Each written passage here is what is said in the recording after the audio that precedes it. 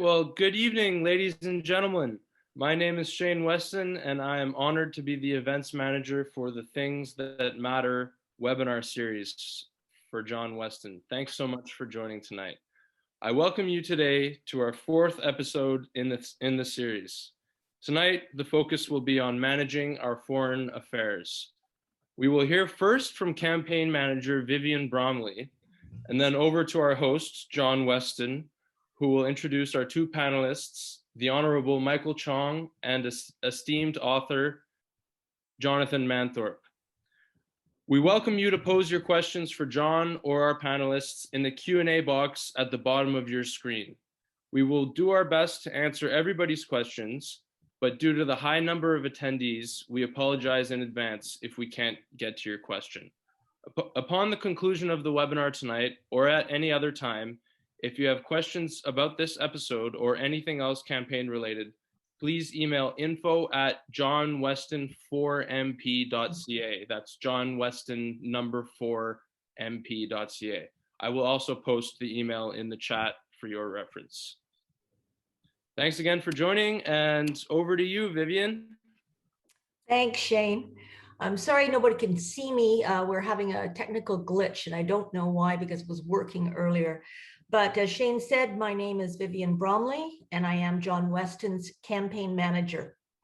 As someone who has worked with John during his many years serving as MP for West Vancouver, Sunshine Coast, Sea to Sky Country, and as past president of our riding association, I have seen firsthand John's drive, dedication, determination, and ability to get the job done. An election is coming. We need your help. So please give us your time, volunteer, donate. And to find out how you can be involved, please visit John's website, as Shane mentioned, at www.johnweston4, and that's the number 4, mp.ca. So thank you in advance for visiting our website, and we look forward to hearing from you. Over to you, John. Thank you, Vivian, and thank you, Shane. I'm really delighted that you could join us tonight. You're in for a treat, I think, with two of the persons I esteem as being real luminaries in the world of foreign affairs. Tonight's episode of Things That Matter is one of those moments when history seems to converge upon itself. If you've ever been in the middle of an event that seemed larger than what you planned when you first set it out, this could be one of those. Our world of foreign affairs has become ever more complicated, tied up with matters of cybersecurity, cross-border crime, foreign incursion into our democratic processes, and intertwined relationships relevant to the pandemic. As we step back and look at these things, we have decisions to make. What are the principles that should determine our next moves? Who should make those decisions? What are the characteristics we want in those decision makers? I announced to the media this week that I'm standing up once again for our constituents and all Canadians to serve as member of parliament. Our country stands at a crossroads. In my opinion, we're woefully ill-equipped to deal with other nations in a 21st century world. Our senior government leaders simply lack the experience, judgment, character, and strength to guide us as we need today. I believe I've got much to contribute to an Aaron O'Toole government. The enormous importance of our Pacific Rim relationships is well known to people on this call. My intrigue with Asia predates my birth. My parents lived in Malaya, as they called it, for a decade, bringing back to Canada a web of relevant relationships. My father's experience as a prisoner of war framed my views as an ardent promoter of democracy, equality, and personal freedoms. I was one of the first 2 Canadians who served at the Canadian Trade Office in Taipei, which Canada opened in 1987 after a 17-year absence. It was there I met the love of my life, Donna, and together we observed the peaceful dismantling of martial law.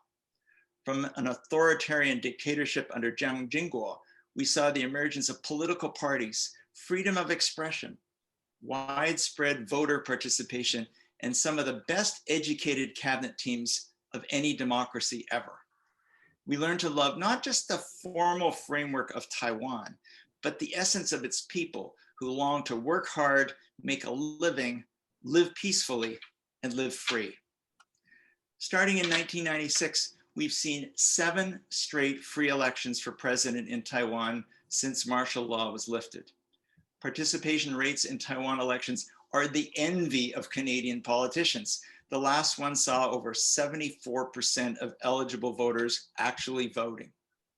Taiwan has a free press, extensive freedom of speech, many political parties, an independent judiciary, and other features which make it a springboard of democracy for China and elsewhere in Asia.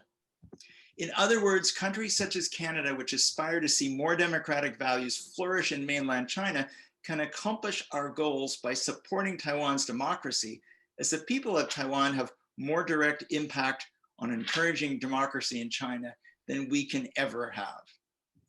Rather than take Taiwan's flourishing democracy for granted, we should support it, at least as much as we oppose undemocratic practices in China.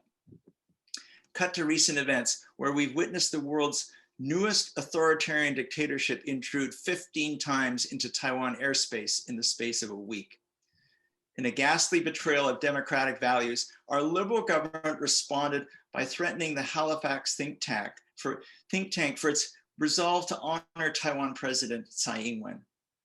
As the first female head of Taiwan, the first Asian government to enact same-sex marriage, whose government has doggedly triumphed over COVID, why wouldn't Canadians honor Tsai Ing-wen? Why not? Because our global affairs bureaucrats, immersed in the self-interested world of the Chrétiens, the Desmarais, and the Trudeaus, are determined to avoid offending the Communist government of China, whose ambassador in Ottawa routinely insults our government and our people. Today, I proudly wear 2 pins, one to represent the Canada-China relationship with the people of China. I don't respect the Communist government of China, but my family and I have for generations entertained a deep and abiding respect for Chinese people, culture, language, and values. The second pin I wear represents the Canada-Taiwan relationship, one that should be encouraged at every turn.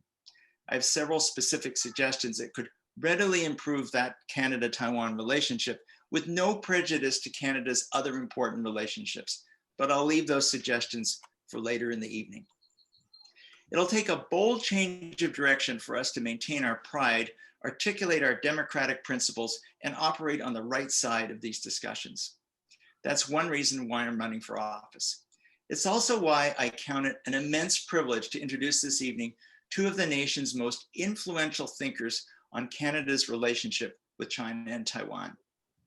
Michael Chong is one of the Commonwealth's most learned MPs in matters relating to parliamentary democracy.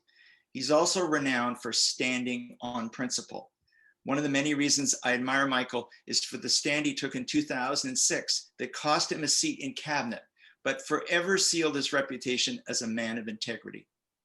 Michael and I accompanied Stephen Harper on the former Prime Minister's first ever visit to Asia. I'm grateful to call Michael a friend and look forward to his views this evening. I first met Jonathan Manthorpe when he was already renowned as one of Canada's finest foreign affairs writers. His expertise made him a valuable advisor to former Prime Minister Pierre Trudeau. In addition to writing for many major outlets, he's recently published one of the most influential books on foreign affairs ever written by a Canadian, Claws of the Panda. The subtitle tells you a lot: Beijing's Campaign of Influence and Intimidation in Canada. Well, I should add that none of our panelists, including this evening's, are necessarily endorsers of any political person or political party, but they stand here for their views. And Michael, as you can be with us for only a part of the time, we'll start with you, then go directly to you, Jonathan. We welcome questions in the chat line, as Shane has told us, and I'll do my best to juggle the questions after both our panelists have spoken. Michael. Well, thank you, John. It's great to be here with you and great to see you again in good health and strength. So thank you for inviting me to your forum tonight. And it's also great to be here with Jonathan Manthorpe. Nice to meet you tonight. I've read some of your works over the years and much of your reporting. So it's an honor to be with you tonight as well. John, I think you wanted me to say a few remarks about China tonight. I think that's the general theme of tonight's discussion. So let me just say this. China is trying to silence the truth abroad after having silenced it at home. Just over 2 weeks ago, I woke up on a Saturday morning thinking that I was going to have one morning off and after a number of weeks of work to enjoy my morning coffee with my wife and family. But I woke up to the news that China's government had sanctioned me, adding me to a list of elected officials in the United States, the United Kingdom, and Europe who have been sanctioned for simply speaking up about Beijing's genocide of its Uyghur Muslim minority, speaking up about its crackdown on the people of Hong Kong. The sanctions ban me and those other officials from visiting China, and they prohibit Chinese citizens and institutions from doing business with me. Now, I had no plans to travel to China, this being a pandemic, nor do I have any business ties in China. So from a practical point of view, the sanctions will have little effect on me. Nevertheless, these sanctions should be taken seriously as an attempt to silence the growing criticism of the Chinese government's human rights record and violations of international law. Since President Xi Jinping has come to power in late 2012, China has increasingly been assertive in shutting down criticism both at home and abroad. And this increasing assertiveness has been accompanied by increasing threats. We all know that Michael Kovrig and Michael Spavor have now been detained for more than 2 years. Robert Schellenberg, another Canadian, has been sentenced to death, awaiting his fate. The fate and whereabouts of Hussein Jalil, another Canadian, remain unknown and have remained unknown for almost 20 years. China has arbitrarily banned imports that targeted Canadian pork, beef, and canola farmers, and Canada is not China's only target. From its growing intimidation of Taiwan in the South China Seas to its recent border skirmishes with India and the unilateral extension of its boundaries into the South China Sea in violation of the UN Convention of the Law of the Seas, China's leadership is increasingly threatening its neighbors. And it's not only abroad where China's government is challenging the rules-based international order. Its crackdown on Hong Kong, in its crackdown over there, it is violating an international treaty, the 1984 Joint Declaration, which came into effect in 1997, a treaty that was registered at the United Nations, a treaty that guaranteed Hong Kong's autonomy for 50 years, beginning in 1997. In its mass sterilization and detention and separation of parents from children of the Uyghur Muslim minority in Xinjiang province in Western China, it's violating another international treaty, the 1948 Genocide Convention, the very first international human rights treaty adopted by the United Nations. The abuse of other minorities continues with its treatment of Christians and the long-suffering people of Tibet. We must wake up to the reality, I believe, that in recent years, instead of improving their record on human rights, democracy, and the rule of law, authoritarian regimes have instead used their newfound prosperity, their newfound leverage of increasing trade and investment liberalization to reinforce that authoritarianism. Here in Canada, CSIS has warned that state-sponsored espionage through 5G technologies threatens our national security and our intellectual property regime. So I believe that the federal government should advise universities against partnerships with companies like Huawei and issue a directive to federal granting councils that prohibit these partnerships. It's time Canada joined the rest of the Five Eyes intelligence sharing network and ban Huawei from our 5G telecommunications infrastructure. In 2016, the federal government joined the China-led Asian Infrastructure Investment Bank, part of China's thrust through its Belt and Road Initiative into the Indo-Pacific region to try to export its influence and its model of authoritarian governance throughout the region. I believe that the government should suspend transfers to the bank and withdraw as a member. China is also intimidating Canadians here at home, particularly in the Chinese community. You all know, being in Vancouver, of the intimidation of Hong Kong pro-democracy activists and students in front of the consulate in downtown Vancouver and on UBC campus. Similar intimidation, and threats coordinated by China's missions and consulates here in Canada have happened at the University of Toronto Scarborough campus and at McMaster University and in other places.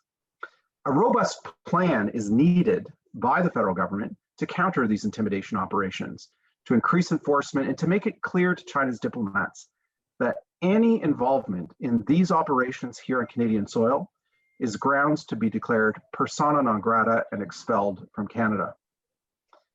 Let me close by saying this. There is evidence that Uyghurs in Xinjiang province are being forced to pick cotton and produce tomatoes through a coercive state-run system. The government should introduce effective measures to ban the imports of goods produced using forced labor. The gross violations of human rights and international law in the treatment of Uyghurs and the people of Hong Kong cannot go unanswered. If we do not work as Canadians, as a Canadian government, with our democratic allies to counter these violations, we will allow China's communist leadership to undermine the rules-based international order that has ensured relative peace around the world and relative stability around the world since 1945. So let me finish by saying that the sanctions imposed on me and others are a clumsy attempt to silence the free speech and open debate at the heart of our parliamentary and other democracies. They will only work if we are silent. We cannot let our hard-won and hard-fought for and cherished beliefs in human rights, democracy, and the rule of law be lost to a new ascendant model of repression, authoritarianism, and fear. And that's why we must stand up and speak out. Thank you, Jonathan.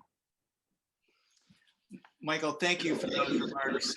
And if you heard some passion in the words, you might like to know that Michael's father, born in Hong Kong, and his mother, born in Holland, both observed freedom that was brought to them by Canadians at the end of World War II. So there's some family history there that motivates Michael in everything that he does.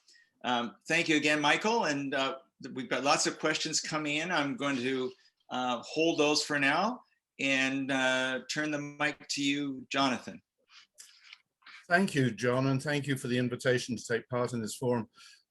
Thank you also, Michael, and it's good to meet you. I must say I agree with everything that Michael said, and I particularly underline what he said about the intimidation and efforts and intimidation of Canadians here.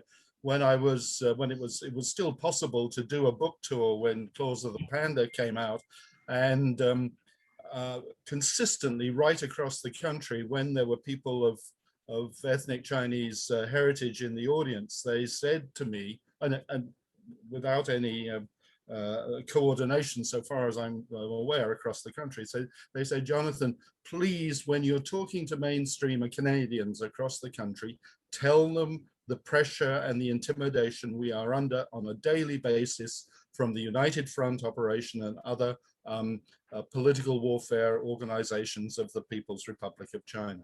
So I think that is a critical message to get across in Canada today.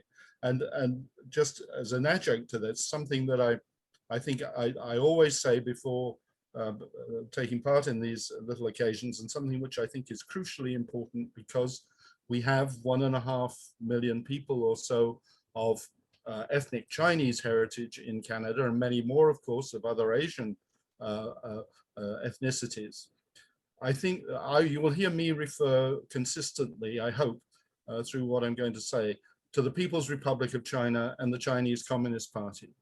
And it is essential for us, when we discuss these issues, to remember and to make clear that the People's Republic of China is not China, and the Chinese Communist Party is not the Chinese people.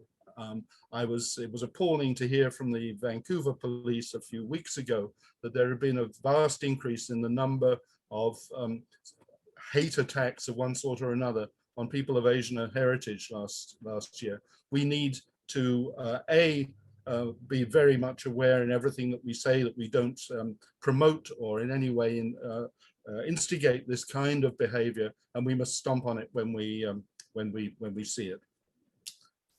So I'm going to take a slightly broader view on the whole question of Canadian foreign policy at the moment.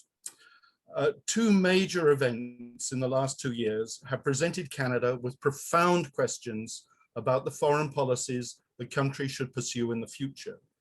One is the Huawei affair, stemming from the detention on December 1st, 2018, of the Chinese technology company's financial advisor, Meng Wanzhou, at Vancouver International Airport, and she was detained on an extradition warrant issued by the United States Department of Justice. The second is the COVID-19 pandemic, which began to hit Canada in the middle of March 2020, and which has, or ought to, force us to rethink the essential elements of our national security. The Huawei affair is crucial because as it forces us, or ought to examine our relations with both the People's Republic of China and with the United States.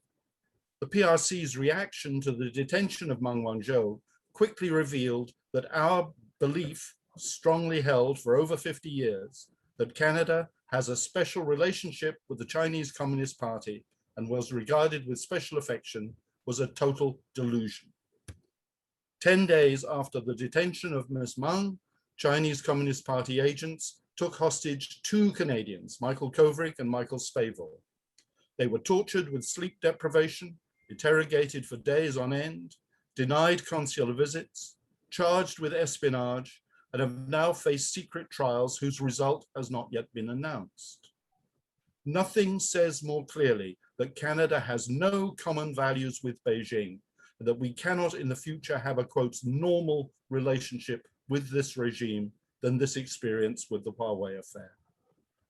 What the Huawei affair also says is that in developing its relationship with Asia, Canada needs to drag its attention away from the PRC, where it has been fixed for 50 years, and to focus instead on the countries with which we do share a raft of common values, including civic and human rights, issues of regional security, and dedication to the sustenance of international institutions.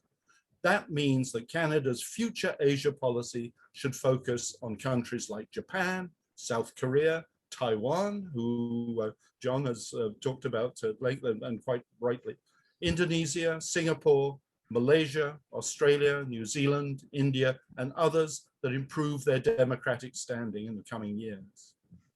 As well as exposing the emptiness of Canada's relationship with Beijing, the Huawei affair has brought into focus questions about our relationship with the United States. It has been evident since the turn of the century and the tenure of 3 presidents that the US role as the world's only superpower is coming to an end. At the same time, the social and political polarization within the US, the unresolved questions about who and what the country is for, is growing more intense and will continue to distract attention from international issues and alliances in Washington.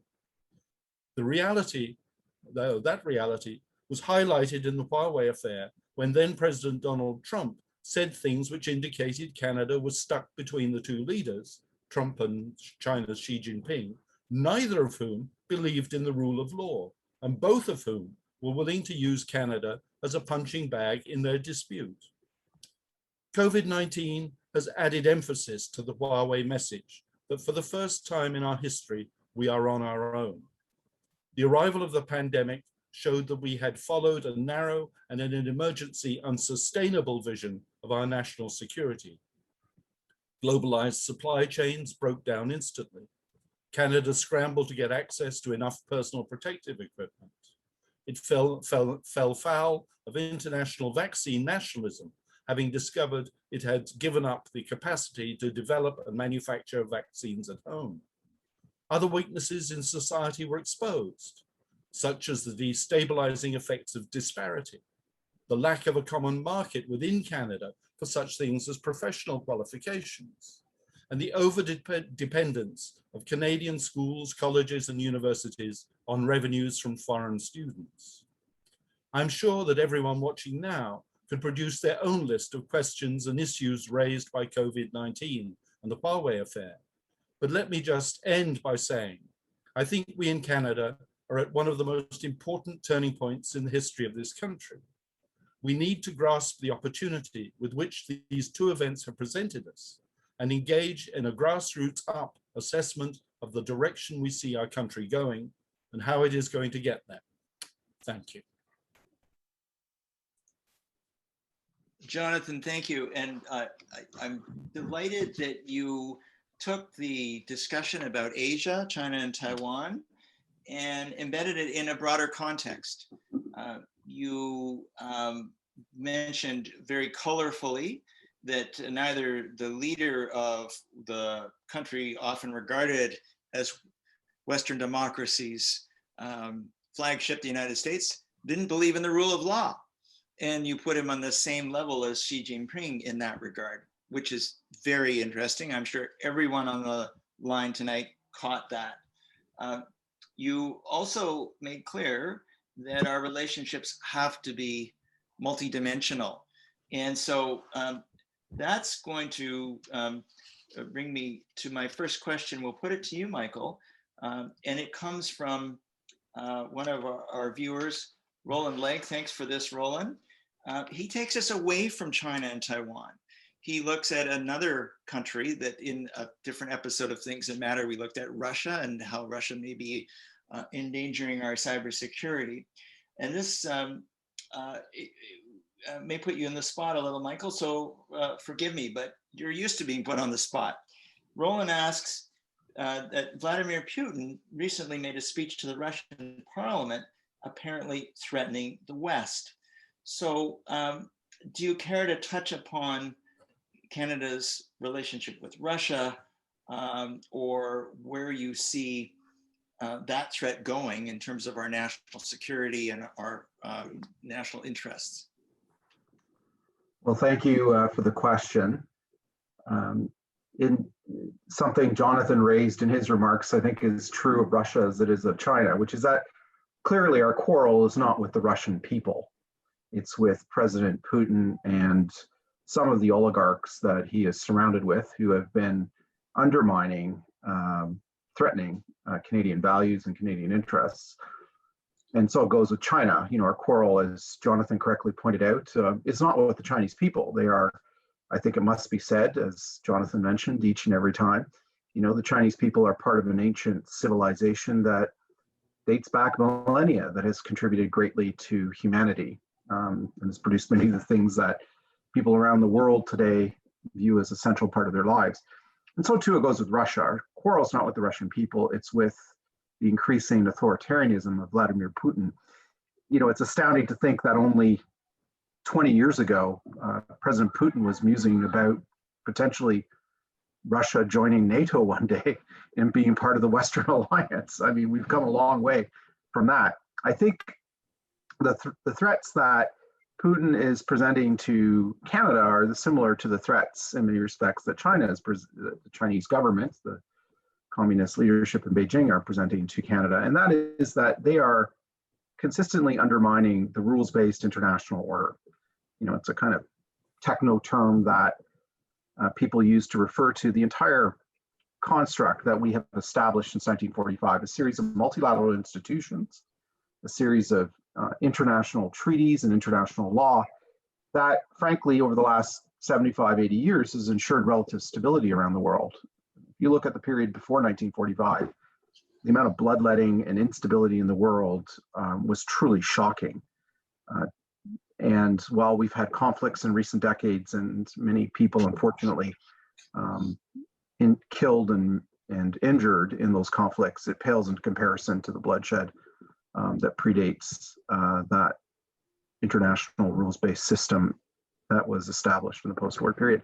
Specifically, I think what Russia is doing is, first of all, embarking in a very intense way in digital attacks on Western democracies. One of the oligarchs in Russia by the name of Prigozhin has an internet research agency in Moscow that is responsible for a lot of the disinformation that was spread throughout Western democracies, Canada and the United States included in recent years.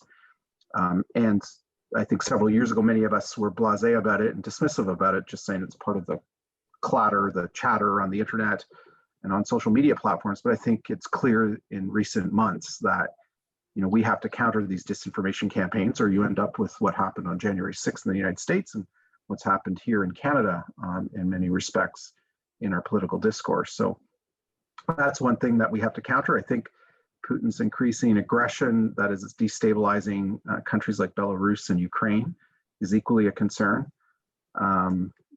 So those are, I think, are two examples of threats that we face, one digital, one physical, from President Putin.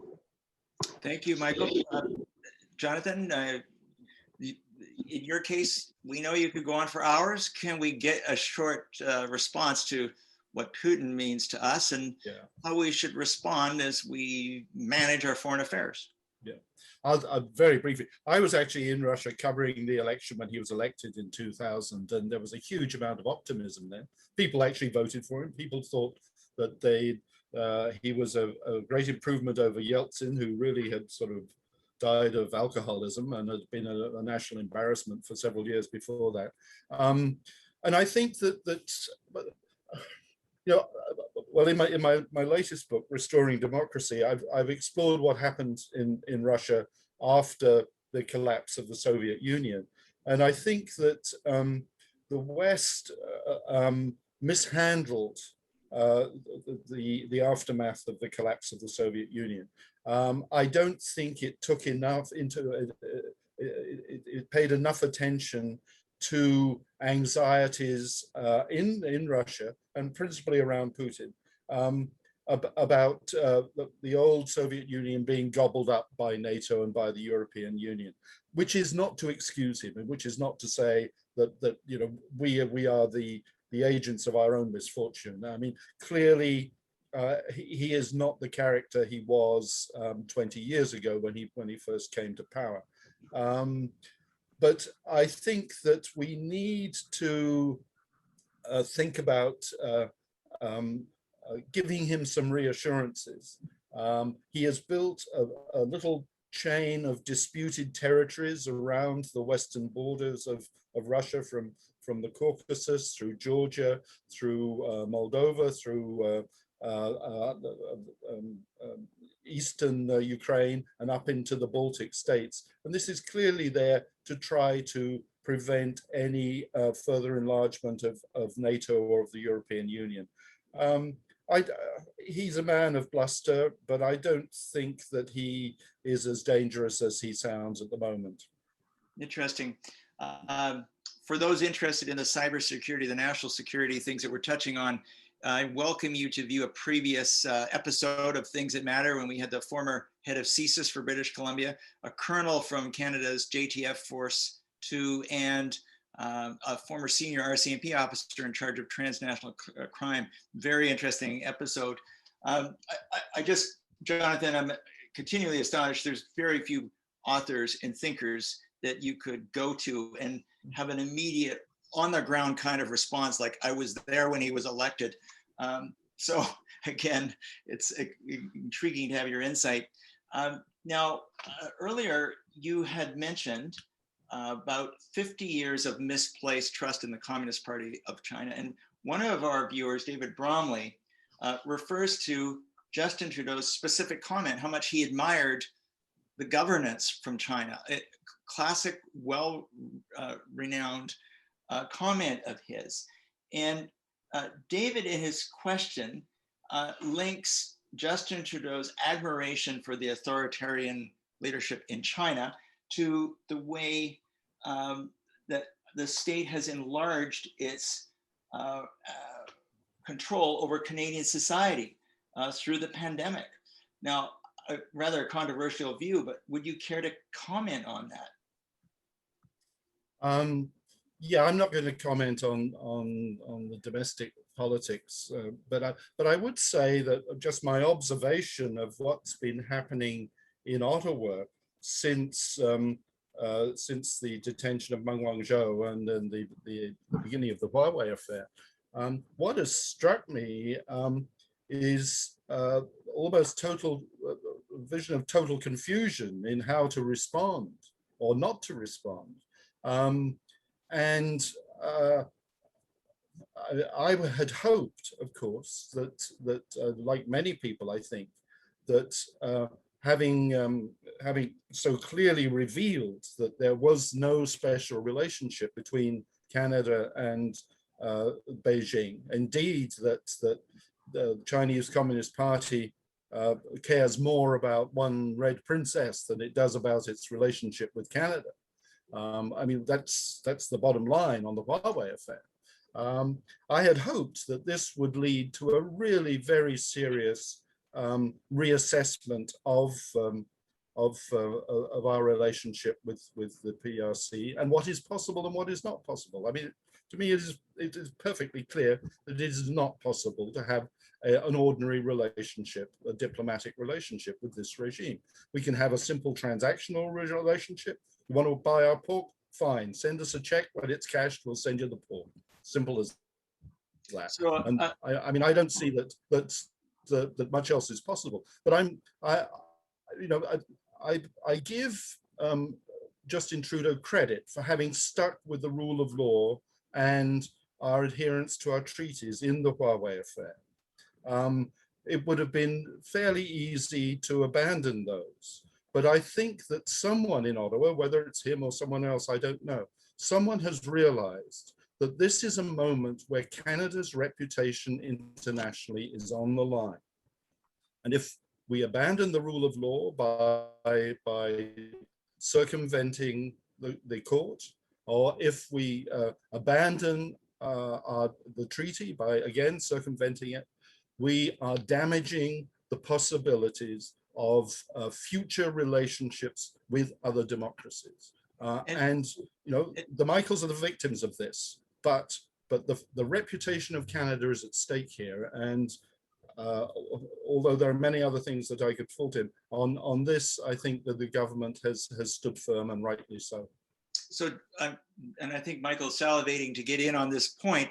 Let me say that as I look at the Huawei thing and the plight of the two Michaels, and as somebody who spends his life in a professional way in international law matters, often helping people who are wrongfully detained in foreign jails, I look at that and I say that the Chinese Communist government were at least perplexed by the Liberal government of Canada intervening in the SNC-Lavalin affair and then turning around and saying, well, however, we must adhere to the rule of law on this one. You know, was it picking and choosing?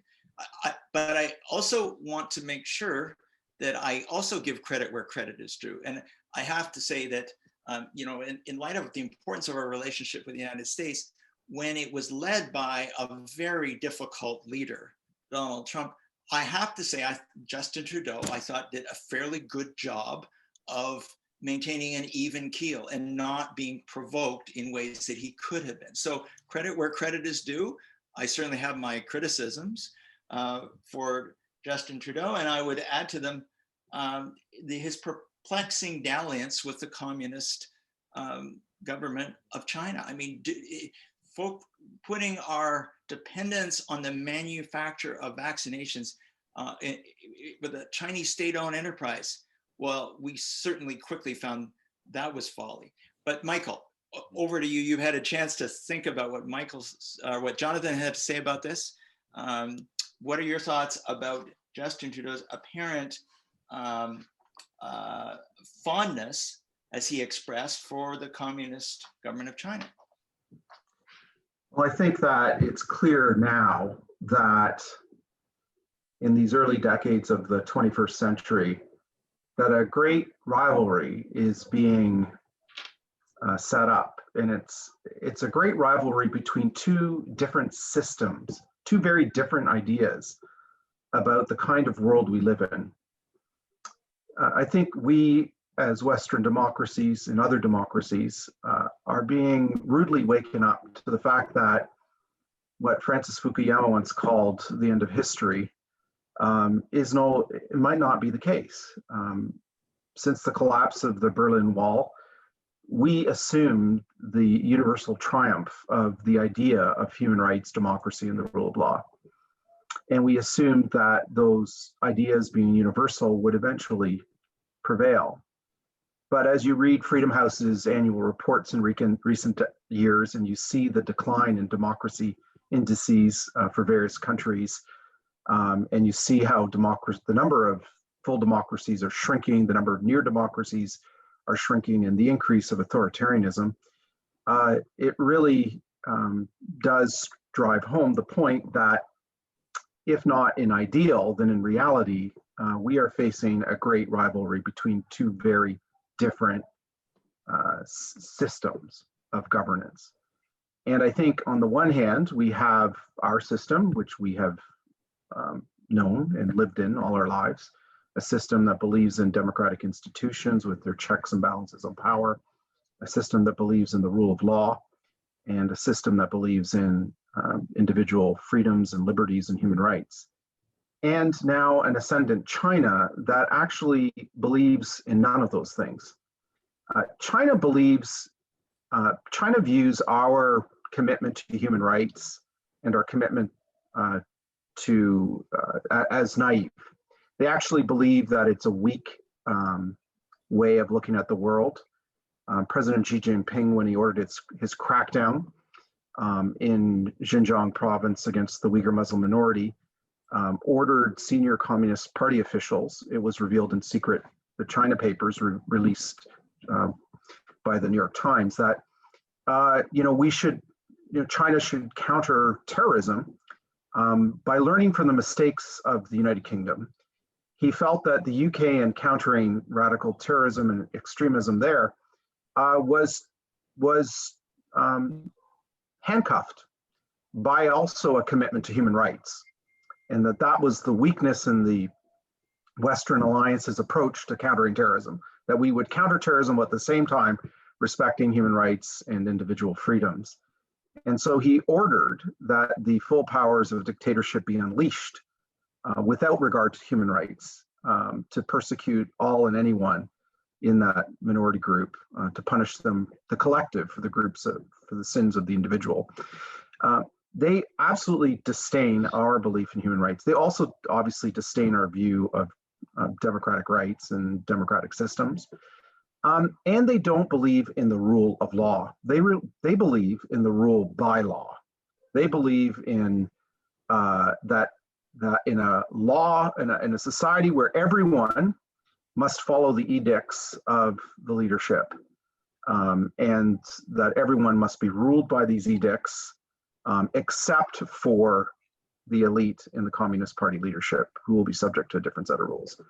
And they believe in exporting this system throughout the world, which is why they chafe under the structure of the multilateral system established in 1945, which is based on the fundamental principles of human rights and the rule of law, and to a certain extent, democratic ideals.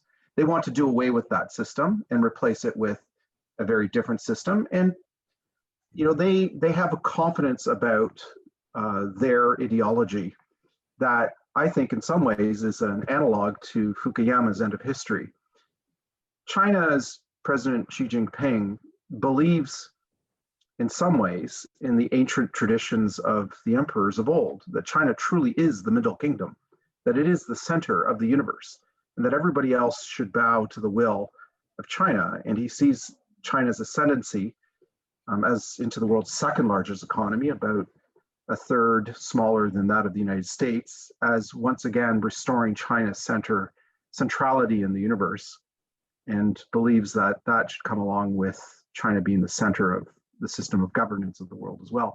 So I think many of us long ago woke up to that reality, and I think the challenge with the current Prime Minister is that he was slow to wake up to that reality. I think he has, in recent months, recent years, woken up to that reality, but now we need a plan to deal with this reality, something that I don't believe the current government has. So before Jonathan and I get you back in this discussion, you mentioned, Michael, something that I think is really, really important. You talked about the chafing under the multilateral system that was established after 1945. And isn't this the nub of the question? I mean, I saw reported in the National Post this morning that there are 311 COVID cases in China today. So one might point to China, and following Justin Trudeau, accord to the Chinese Communist government an effectiveness, delivery of services that the people really need, which is their own safety. So if we're not going to succumb to that argument, that it's all about efficiency and ruled by law, as you point out, Michael, a really intriguing distinction, we have to fight hard for our democracy. Don't we have to show that it's worth fighting for the expression of individual ideas? It's worth having freedom of religion. I'm a person of faith, and I rigorously want to defend other people's ability to believe what they want to believe. But if I lived in China, I may be less susceptible to COVID today. So how can we as Democrats, how can we bolster our democracy so that it's worth it, that it's worth having the freedom, that it's worth having the diversity? And you talked about this multiplicity thing. It raises the question raised by audience participant Eric Drysdale earlier. He's asking about the Kanzuk alliance, and he's saying, you know, what if we build a NATO for trade? The democratic countries join together and show the world that yes, we can have efficient government. And I would argue we're not seeing that in Canada today in the delivery of our vaccinations, but still have freedoms. Is that the answer? Is it this multilateral system, this getting the best of the democracies and bringing them together? So Jonathan, you were at the point of saying something. We'll turn the mic first to you and then back to you, Michael. Yeah, no, well, it deals with what you just said, but also with what Michael said. Near the end of 2019, I was in Taiwan giving a paper at a conference, and I had a meeting with President Tsai Ing-wen. I'd known her for many years, from when she was an official, and she was in the run-up to her election re-election in January 2020, and it was evident, just looking at the papers and listening to the news while I was there, that the United Front, Xi Jinping's political warfare operation, was really having a go to try to disrupt the election there. And I was talking with her about this and asking her, how do we defend democracy in this kind of situation? And she was saying how difficult it was to defend democracy without setting aside essential principles of democracy, like freedom of speech, freedom of association, and so forth. And I think that this is something that we really have to struggle with, because the threats to democracy aren't all coming from outside. Many of them are coming from inside as well. Now, this is getting away a little from the foreign affairs focus of this forum. But, you know, to a certain extent, until we get our own house in order, until we know where we stand at home, it's difficult to go abroad. And let me just bring up one thing on this, which again refers to something that you said, John. You know, we talk about consistency and longevity in policies. I was going to say something plain and straightforward. We are very bad at that in Canada. We are appalling at consistency, consistent policies on our national interests. We are appalling at consistent policies, foreign policies, and defense policies. A good place to look for an example of what can be done with a similar culture and a similar country is Australia. Now, they have managed to find a way of having largely bilateral multi-party agreement on essential policies on foreign affairs and on defense in particular, so that there is a consistency when you have changes of government, and they have changes of government very frequently. They have changes of leader even more frequently, but that's another story. So again, you know, another lesson from COVID is the awful complexities, administrative complexities within this country. You know, we don't have a functioning federal provincial system, really, in many areas at the moment, and we never have had. We found a sort of way of mucking along, but it is not very workable. It's not very fit for purpose. So I think we've got a lot to do at home, as just as much as we do, or perhaps ahead of really realigning ourselves in the world. That leads nicely to a question raised by audience participant Doug Neal. But before you go there, Michael, do you care to respond to Jonathan's comments? Or I'm thinking you might have some comments about this Kanzuk alliance that Eric Drysdale raised, since I've heard Aaron O'Toole promote this idea many times. So I'm guessing you and Mr. O'Toole may have discussed that.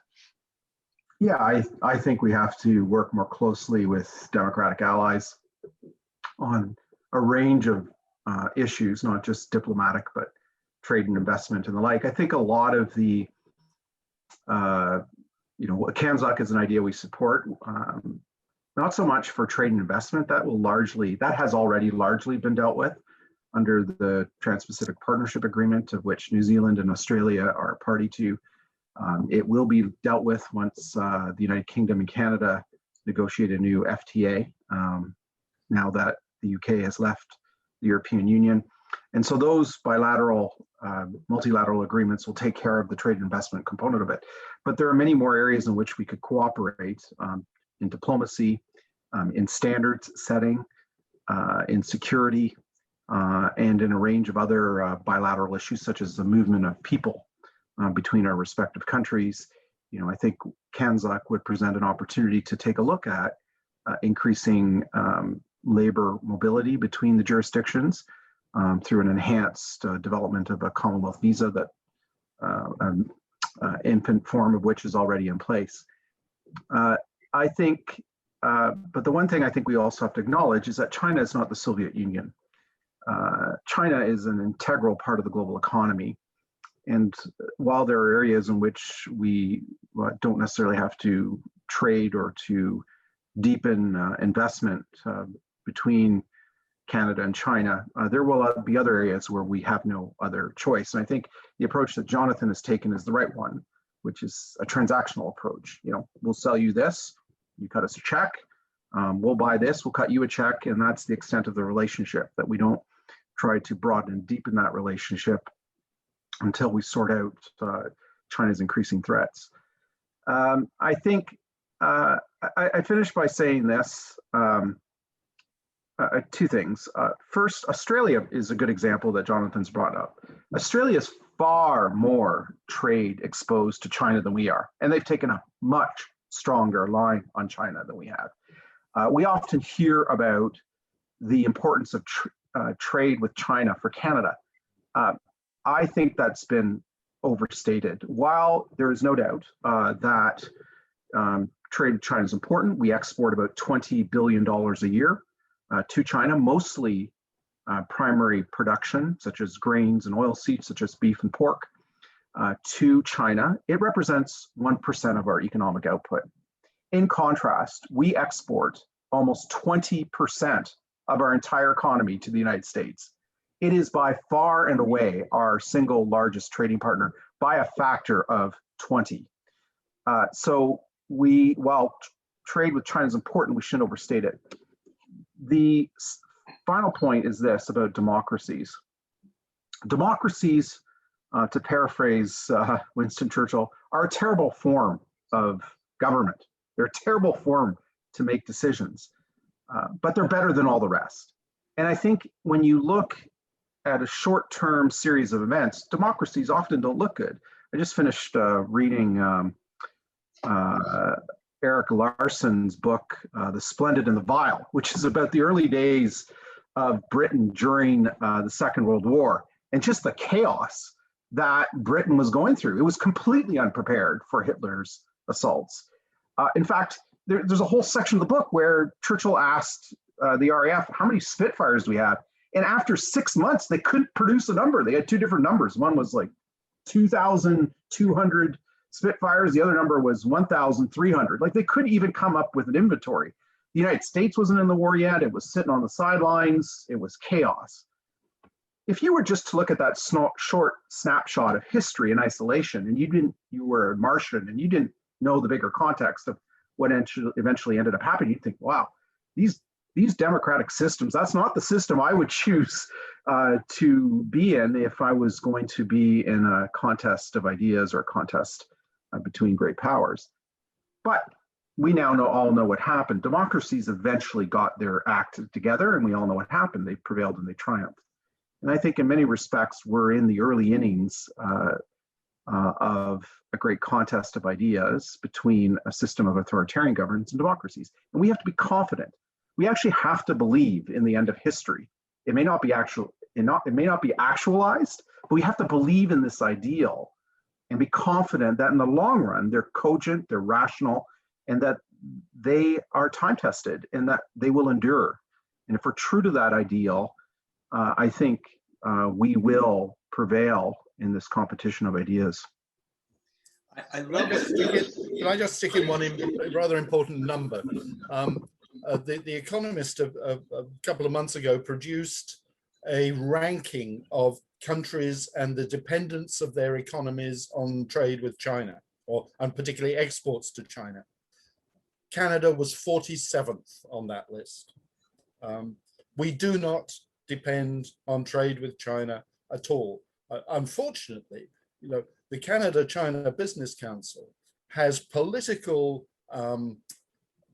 muscle way beyond the interests of Canada-China trade to this country, and it is one of the unacceptable aspects of the situation at the moment. I think is the huge political influence that is wielded through the Canada-China Business Council. And that council's legacy goes right back to the Desmarais, the Trudeaus, and the Chrétiens, wielding. I'm afraid there's also been a fair number of conservative, senior conservative politicians, including Brian Mulroney, who are tied in with the Canada-China Business Council or the Desmarais as well. They don't discriminate in there. I would call him a bit player, however. At any rate, I do relish Michael's thoughts just now. I mean, the fact that we are in a contest, the fact that we who are on the line today care enough about our democracy to be thinking, observing, looking at Churchill. I'm reading the book as we speak. Another great one that is right by my side. Somebody who blundered through history. I mean, we look at him as being perhaps the most wonderful orator, the one who put the English language into battle, as was said about Churchill, who stood in the gap, like Horatio, during World War II, and rallied the Commonwealth at a time, as you said, when the American people were not interested in fighting for democracy. And he did all that, and yet what chaos, what chaos. But as you speak, Michael, it reinforces my commitment to get back into public life. And I hope that the people on the line feel equally committed. It doesn't mean you're running for parliament. It doesn't mean you're going to be going to Russia and on the ground covering the election as Jonathan has done. It doesn't mean you have to be sanctioned as Michael has been, although I do consider that a badge of great honor that you wear, Michael. But we do have to fight. We have to stand up and be counted and say, yes, it's worth it. Sometimes it's messy. Sometimes it's not as efficient. And, as Doug Nill points out, there are forces in Canada that perhaps prefer the status quo rather than Canada standing up to China. What a thought.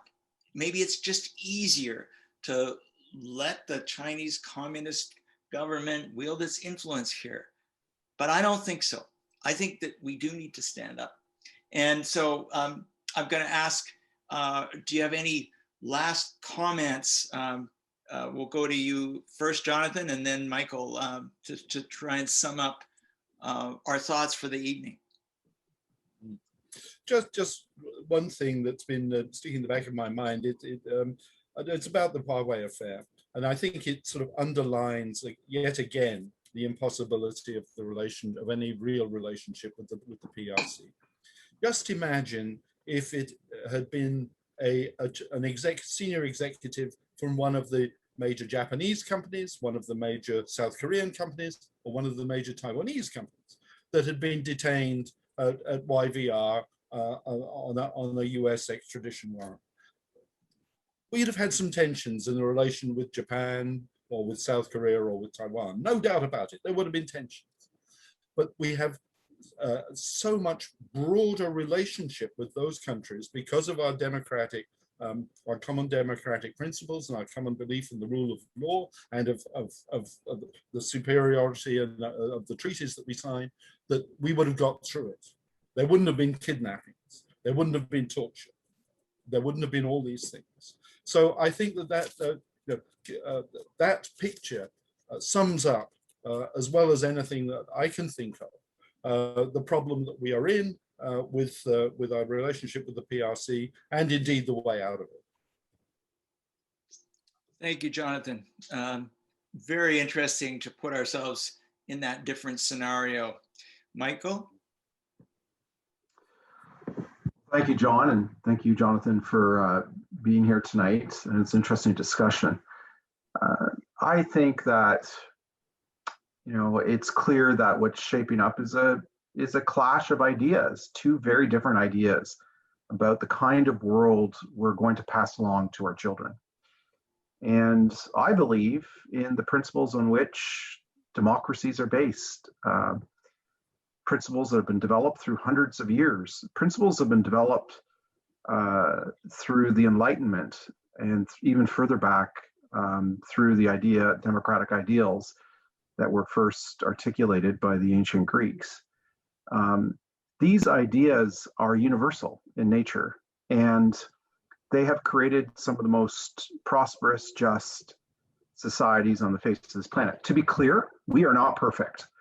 I think some of the debates that we go through here in Canada and in other democracies make it clear that we have many sins to atone for, and we have many problems that we need to address, both present and past.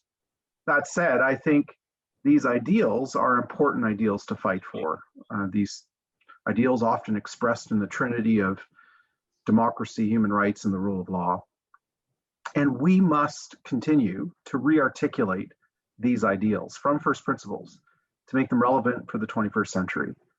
Because if we don't, we cannot assume that the systems of governance that we have built over many, many centuries, and more particularly since 1945, will remain in place. We cannot assume that the rival to these ideas, China's model of authoritarianism, its disregard for human rights, its disregard for the rule of law, and its disregard and disdain for democratic institutions, we can't assume that the authoritarian model won't prevail.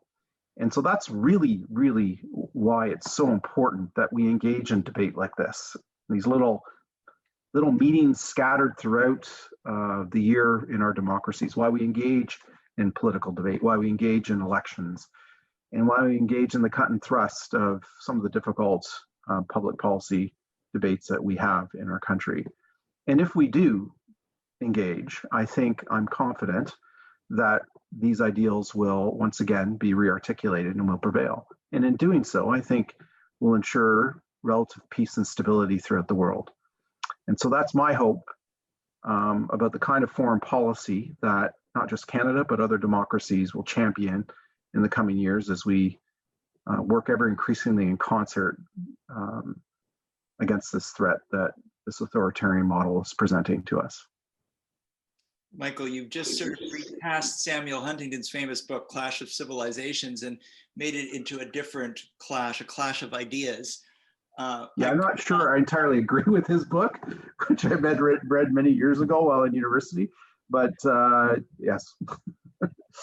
But what he did talk about, and there are points of disagreement we would both share with Samuel Huntington, but the idea that we are in an ongoing battle for freedom, for human rights, for the rule of law, and we must never take these things for granted. That, I think, is an extraordinary revelation. It's not new, but it's one we have to repeat. And so I'm really happy that we have people on the line tonight who I know are of a different generation, who are listening and who are thinking about these things, perhaps in ways they wouldn't have thought of before. A couple things I would like to just mention before we close up our proceedings for the evening.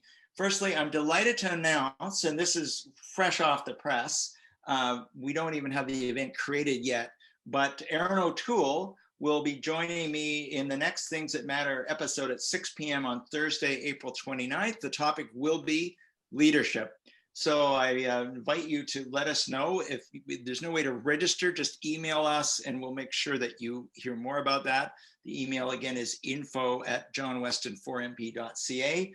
And then we have coming May 13th, Thursday, May 13th at 7, a session on rebuilding our economy.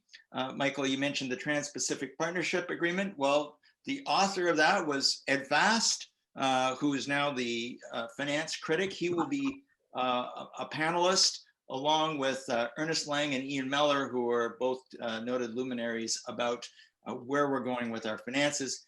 And then we have a controversial session on June 3rd, 7 p.m. Thursday, Equality and Excellence, where we will have Ellis Ross, the well-known Indigenous MLA from Northwestern British Columbia. We'll also have the Executive Director of the Canadian Constitution Foundation, which I had the honor to have founded back in 2003, that fights for individual freedoms when those are menaced by overreaching governments. And so that should be an interesting evening. Before we close, I'm going to turn it back to Shane and then to Vivian again. Shane, you have a couple of polling questions that you'll see go to the very pragmatic aspects of democracy. Shane?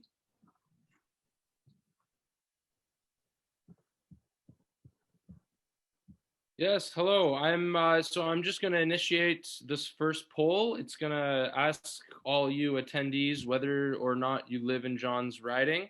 So I'll initiate that right now. And then the next one will be asking you whether you'll be voting for John Weston in the upcoming election. So feel free to respond to both polls if you feel comfortable. And if you don't worry about it.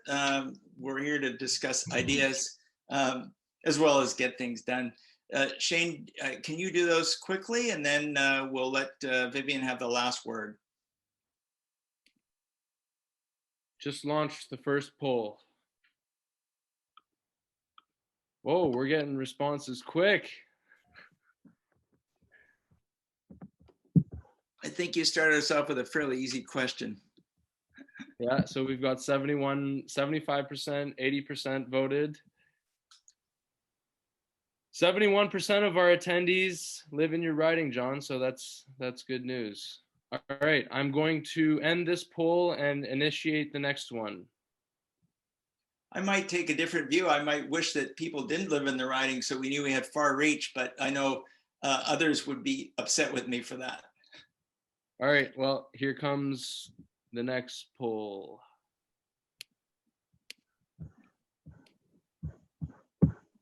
There you are. All right, and while people are answering, I want to take this opportunity to thank you, Michael, and you, Jonathan. What an extraordinary evening. And, you know, if I think only on the great books that you touched upon in your remarks, that would be one point of reference.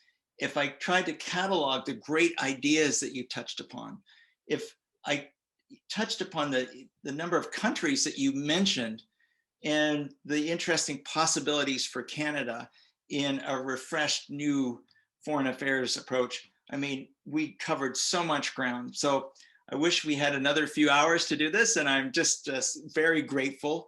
And I know I speak on behalf of all our participants this evening as well. So thank you for spending your valuable time. Well, thank you for inviting me. It's been a pleasure. Thank you, John. And nice to meet you, Jonathan. And you. Can we wrap up the poll, please, and move over to Vivian for the last word? Yes. All right, Vivian.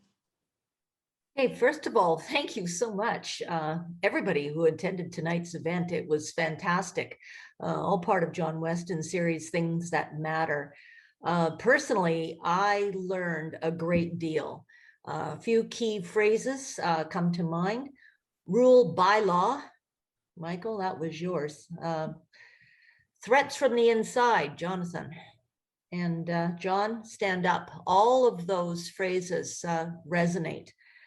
So it was very informative, and I'm sure that the rest of the audience found it as interesting as informative and educational as I did. Thank you, gentlemen. And just a reminder, please visit John Weston 4MP to find out about more events, news, and how you all can help get involved in getting John Weston re-elected as our Member of Parliament for West Vancouver, Sunshine Coast, Sea to Sky Country. And I want to thank everyone again. It was a great evening. All right. Thank you all. And we'll see you at the next webinar. Good night, Michael. Good night, Jonathan. Bye, everybody. Bye-bye.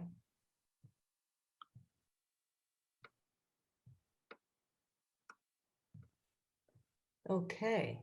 I'm still blank. You're still blank. Now, I did, Shane was very kind and he sent me. Vivian, you're still on the screen and we're still live. Okay, and was just trying to work out the fine details.